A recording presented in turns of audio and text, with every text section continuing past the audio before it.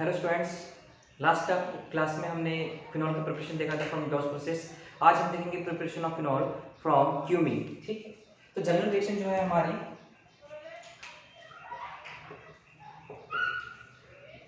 इसमें जो हमारा सबस्ट्रेट है वो है क्यूमीन। अब देखिए बेंजीन रिंग में अगर मैं आइसोप्रोपाइल ग्रुप लगा देता हूँ, ठीक है, तो ये बन जाता है क्यूमीन। तो क्यूमीन का दूसरा नाम क्या हो सकता है? Isopropyl benzene. So isopropyl benzene और क्यूमीन का अगर हम एयर ऑक्सीडेशन करते हैं in presence of catalyst cobalt naphthalate at temperature 423 Kelvin in the presence of sunlight, तो हमें मिलता है एक प्रोडक्ट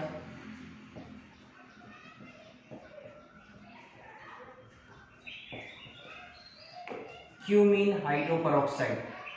अब इसको हम क्यूमीन हाइड्रोपरऑक्साइड क्यों कहते हैं? क्योंकि देखिए यहाँ पे ऑक्सीजन ऑक्सीजन सिंगल बॉन्ड है, मतलब एक परऑक्सी बॉन्ड यहाँ पे प्रेजेंट है, यहाँ पे हाइड्रोजन प्रेजेंट है, इसलिए इसको हम कहते हैं cumene hydroperoxide.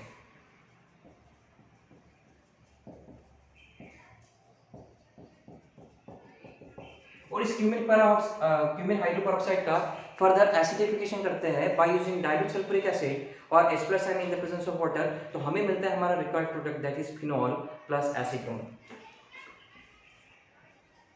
Dilute H2SO4 H+N in the presence of water,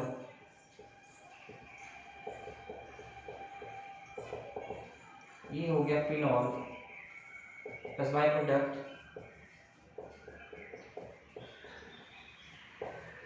acid. So this is the general reaction. ठीक है, preparation of phenol from cumene का ये जनरल रिएक्शन है। सबसे पहले देखिए, फिर से देखिए, जो हमारा सबस्ट्रेट है जो सबस्ट्रेट है वो है क्यूमीन। बेंजीन रिंग में अगर हम आइसोप्रोपाइल ग्रुप लगा देते हैं तो बन जाता है क्यूमीन, इसलिए इसको हम आइसोप्रोपाइल बेंजीन भी कहते हैं।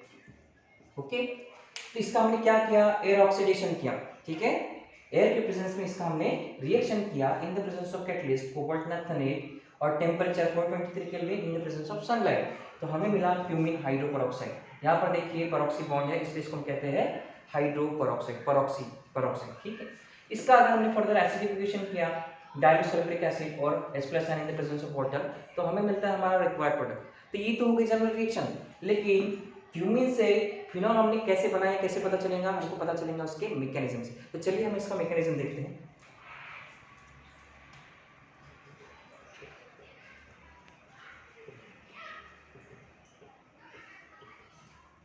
तो जो हमारा सबस्ट्रेट है वो क्या है? Cumene, that is isopropyl benzene.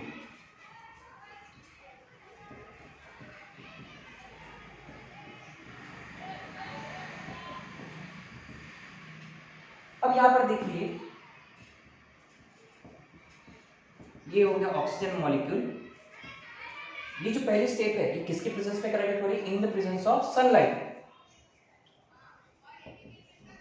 Having energy is equal to h nu. ठीक है, तो सनलाइट के प्रेजेंस में ये जो हमारा ऑक्सीजन मॉलिक्यूल है, इसमें ऑक्सीजन ऑक्सीजन डबल बॉन्ड है, एक पाई बॉन्ड होता है, एक होता है सिग्मा बॉन्ड। तो ये जो पाई बॉन्ड है इसका क्या हो जाएगा? लिसिस हो जाएगा। और लिसिस किस तरह से होगा? होमोलिसिस। ठीक है, मतलब इलेक्ट्रॉन का डिस्ट्रीब्यूशन इक्वली होगा, मतलब यहाँ पे होमोलिटिक फिशन टेक्स प्लेस होगा। ठीक है, सिमिलरली जो CH बॉन्ड है, जो हमारा क्यूमीन है, क्यूमीन में जो CH बॉन्ड है इसका भी होमोलिटिक फिशन होगा।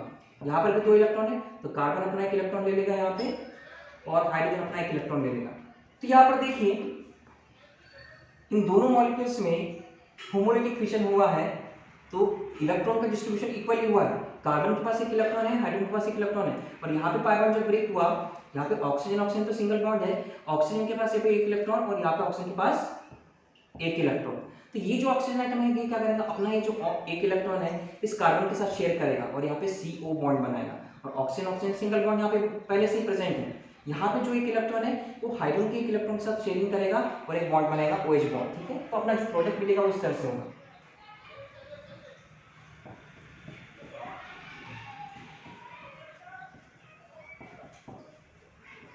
OOH। तो देखिए बच्चों, यहाँ पे ऑक्सीजन ऑक्सीजन क्या आ गया? सिंगल बॉन्ड, मतलब यहाँ पे ऑक्सीजन का जो ऑक्सीडेशन स्टेट है वो -1 तो किसी भी कंपाउंड में अगर ऑक्सीजन का ऑक्सीडेशन स्टेट माइनस होता है मतलब उस लिंकेज को हम कहते हैं परऑक्सी लिंकेज और वो फॉर्म करता है परऑक्सी बॉन्ड। अब ये तो हमको एक प्रोडक्ट मिल गया जो हमारा इंटरमीडिएट था यहाँ पे। इसका फर्दर हम करेंगे क्या, एसिडिफिकेशन। सो हम यूज करेंगे H+ आयन। अब H+ आयन क्या है, electrophilic in nature, that is electron deficient in nature. जो हमारा यहाँ पे जो सब्सट्रेट दिखाई दे रहा है, यहाँ पर देखिए दो ऑक्सीजन आइटम है, दोनों के पास लोन पर इलेक्ट्रॉन प्रेजेंट है, मतलब दोनों इलेक्ट्रॉन रिच सेंटर है। तो इन दोनों ऑक्सीजन में से कौन से ऑक्सीजन के ऊपर H+ आयन अटैक करेगा, कैसे पता चलेगा? तो हमको ध्यान रखना है जिस भी ऑक्सीजन के ऊपर अगर H+ आयन अटैक करता है और वहां पे अगर बेटर लिविंग ग्रुप फॉर्म होता है तो वहीं पर H+ आयन अटैक करेगा। तो देखिए अगर ये H+ आयन इस ऑक्सीजन के ऊपर अटैक करता है तो यहाँ पे वाटर बनने की पॉसिबिलिटी है जो कि एक बेटर लिविंग ग्रुप है, इसलिए ये H+ आयन कहाँ पे अटैक करेगा, on the terminal oxygen atom. ठीक है, तो हमारा जो प्रोडक्ट इधर मिलेगा वो इस तरह से है।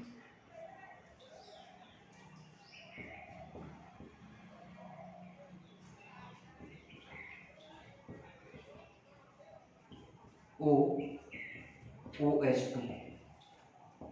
अब ऑक्सीजन के ऊपर दो लोन पेयर इलेक्ट्रॉन होते हैं, यहाँ पर ऑक्सीजन के ऊपर क्या गया, पॉजिटिव चार्ज 3 बॉन्ड बना रहा है। ठीक है, ऑक्सीजन का एक वैलेंसी सेटिस्फाइड नहीं है, एक लोन पेयर इलेक्ट्रॉन इसके पास अवेलेबल नहीं है, तो क्या करेगा ये ऑक्सीजन, क्या करेगा, यहाँ के बॉन्डिंग इलेक्ट्रॉन पेयर्स को अपनी ओर खींचेगा।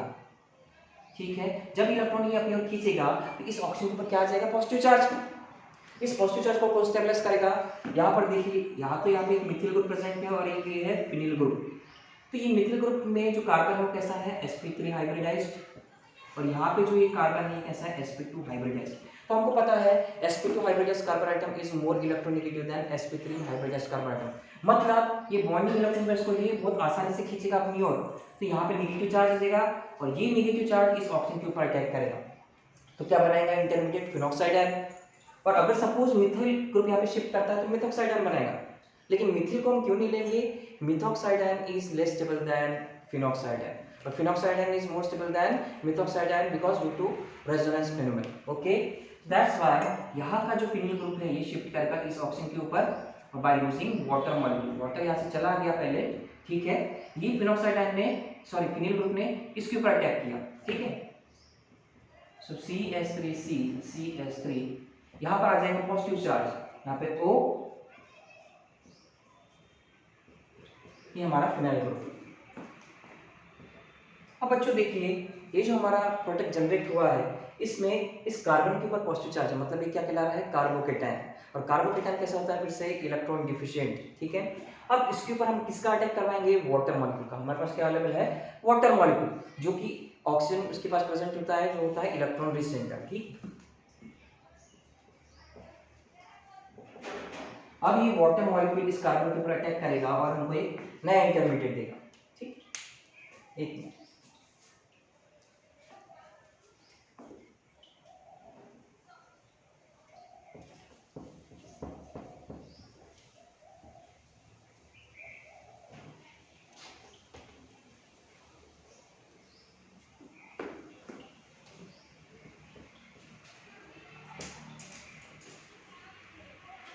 देखिए CH3 पॉजिटिव चार्ज OPH। हम इस बेंजीन रिंग को फिर के फॉर्म में भी लिख सकते हैं, पीएच के फॉर्म में। ठीक है, तो वाटर हमने लिया था यहाँ पे जिसमें ऑक्सीजन कैसा है, इलेक्ट्रॉन रिच, तो ये क्या करेगा, यहाँ पे अटैक करेगा और हमको देगा CH3 OPH OH2। अब ऑक्सीजन यहाँ पे 3 बॉन्ड बना रहा है, ठीक है, इसलिए इसके ऊपर क्या आ गया, पॉजिटिव चार्ज। ठीक है, अब हम क्या करेंगे, इसका हम ये जो OH बॉन्ड है ये ऑक्सीजन क्या करेगा, अपना वैलेंसी सेटिस्फाई करने के लिए ये दोनों बॉन्डिंग इलेक्ट्रॉन पेयर्स को अपनी ओर खींचेगा, मतलब हम क्या करेंगे, इसका डीप्रोटोनेशन। तो हमें जो रिक्वायर्ड प्रोडक्ट मिलेगा CH3 OH और यहाँ पे OPH। ठीक, अब ये तो हमको प्रोडक्ट मिल गया। ऑक्सीजन के पास क्या है, लोन पेयर इलेक्ट्रॉन।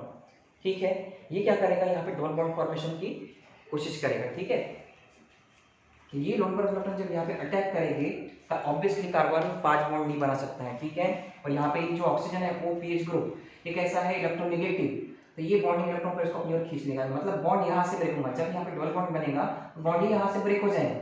अब जब बॉन्ड यहाँ से ब्रेक होगा इस ऑक्सीजन के ऊपर क्या आ जाएगा, नेगेटिव चार्ज। इस ऑक्सीजन के ऊपर क्या आ जाएगा, नेगेटिव चार्ज। तो इस नेगेटिव चार्ज को स्टेबलाइज करने के लिए यहां से ये OH बॉन्ड ब्रेक हो जाएगा, ठीक है। तो देखिए आगे कैसे होता है, CH3 डबल बॉन्ड OH, इसके ऊपर पॉजिटिव चार्ज, साथ में आ गया O माइनस PH, ये बन गया फिनॉक्साइड आयन। ये नेगेटिव चार्ज को कौन स्टेबलाइज करेगा, ये H+ आयन। तो ये ऑक्सीजन क्या करेगा, अपना वैलेंस सेटिस्फाइड करने के लिए ये बॉन्डिंग इलेक्ट्रॉन को इसको अपनी ओर खींच लेगा, तो ये H+ आयन ये इसको स्टेबलाइज करेगा। तो आगे हमको क्या मिलेगा, देखिए यहाँ पे CH3 डबल बॉन्ड O, मतलब हमें मिल गया एसीटोन, और ये फिनॉक्साइड आयन क्या कर रहा है, इस H+ आयन को एब्स्ट्रैक्ट कर रहा है, तो ये H+ आयन इसने इसको स्टेबलाइज कर दिया, ये बन जाएगा PHOH, that is benzene ring और उसमें OH, ये बन गया फिनॉल। तो इस तरह से हम फिनॉल का प्रिपरेशन कर सकते हैं फ्रॉम क्यूमीन, ठीक है। तो क्यूमीन में हमारी जनरल रिएक्शन क्या थी, क्यूमीन का हमने एयर ऑक्सीडेशन किया in the presence of catalyst cobalt naphthenate at temperature 423 Kelvin in the presence of sunlight, तो वहाँ पे फ्री रेडिकल मैकेनिज्म फॉलो हुआ। उसके बाद हमको इंटरमीडिएट क्या मिला, क्यूमीन हाइड्रोपरऑक्साइड। क्यूमीन हाइड्रोपरऑक्साइड का हमने एसिडिफिकेशन किया by using dilute sulphuric acid और H+ ion in the presence of water, तो हमें मिला एसीटोन प्लस फिनॉल। तो हमने जब मैकेनिज्म देखा, सबसे पहले हमने क्या लिया, हमारा सबस्ट्रेट लिया isopropyl benzene that is cumene. Cumene का हमने एयर ऑक्सीडेशन किया, तो होमोलिटिक फिशन के कारण यहाँ पे परऑक्सिलेट केज आया, तो उसने बनाया क्यूमीन हाइड्रोपरऑक्साइड, क्यूमीन हाइड्रोपरऑक्साइड। इसका फर्दर हमने एसिडिफिकेशन किया, मतलब H+ आयन का अटैक करवाया।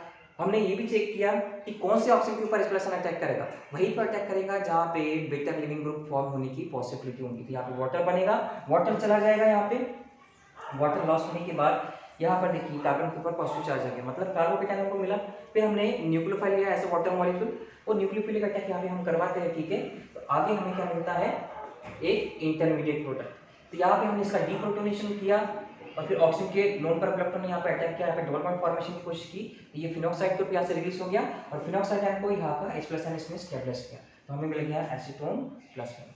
So this is the preparation of phenol from cumene. अगर कोई आपकी क्वेरीज रहती है, कोई प्रॉब्लम होता है, ठीक है, कोई पार्ट नहीं समझता है, ठीक है, तो आप कमेंट बॉक्स पर कमेंट करके हमें बता सकते हैं। So thank you very much students, okay, ठीक।